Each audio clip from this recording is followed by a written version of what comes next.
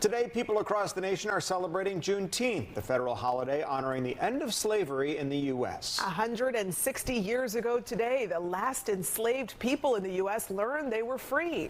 Juneteenth was officially declared a federal holiday in 2021. Tonight, Fox's Terrence Lee shows us the history of the holiday.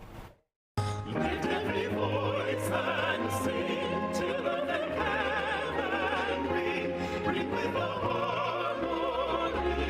of liberty. You will hear this at Juneteenth events across the country. Lift every voice and sing, written more than a century ago, decades after emancipation. But the original score still carries through time. Even now, that song and this holiday keep telling a history. The DuSable Museum's president and CEO, Perry Urmer, says many never learned in school.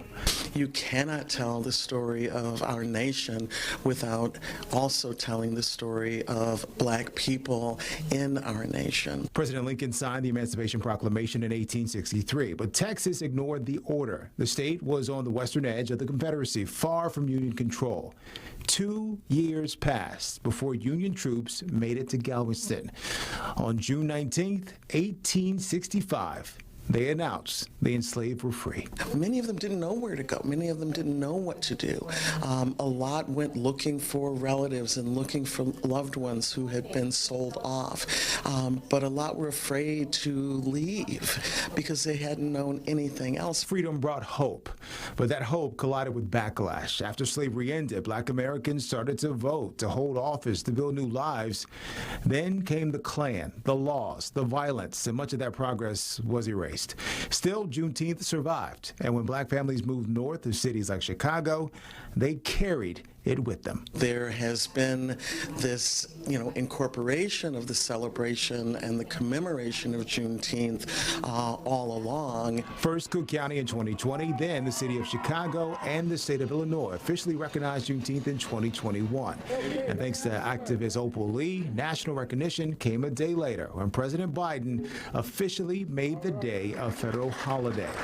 Not everyone celebrates the same. For some, it's a gathering. For others, a moment of reflection. Urmer says both have meaning. Some people celebrate with barbecues and festivals. Others think it is more of a solemn occasion to look at emancipation and still hope for the fulfillment of America's promise to all of its people. And so it is, in essence, a commemoration of freedom of Black people to give us encouragement to kind of confirm how far we have come. That progress, it's a history still being written and a legacy still being sung. Let our rejoicing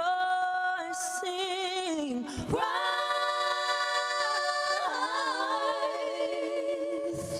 high as the listening skies. Let it A song sung for generations, a thread through time, still holding, Urmer says, in a country with 2 Independence Days. There's the 4th of July, Independence Day, which some say freed the land. And then there is Juneteenth, which freed the people. let us march on till victory.